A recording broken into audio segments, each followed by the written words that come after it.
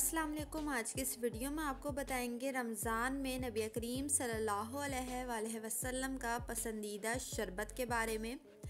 रमज़ान आखरत कमाने और रब की खुशनुदी हासिल करने का ज़रिया है। इस मरतबा चूँकि रमज़ान सख्त गर्म मौसम में है और इस मौसम का सबसे अहम मसला प्यास है। आप घर में हों या दफ्तर में, प्यास आपको कहीं भी बेचैन कर सकती है। अगर आपको रमज़ान के रोज़े रखने में मुश्किलात का सामना होता है और प्यास बहुत लगती है, तो एक ऐसा शरबत के बारे में बताने जा रहे हैं जिसका इस्तेमाल आपकी तमाम मुश्किलात दूर कर सकता है।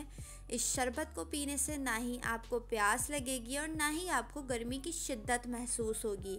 और ये शरबत नबी करीम सल्लल्लाहु अलैहि वसल्लम का सबसे पसंदीदा शरबत था।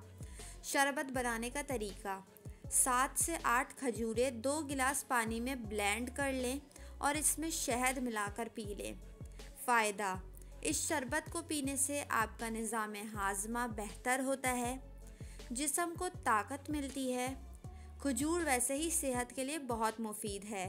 इस खजूर के शरबत को पीने से दिमागी सुकून हासिल होता है, जिस्म का मेटाबॉलिज़्म का निज़ाम बेहतर होता है। इस शरबत को पीने से दिन भर की थकान ख़त्म हो जाती है।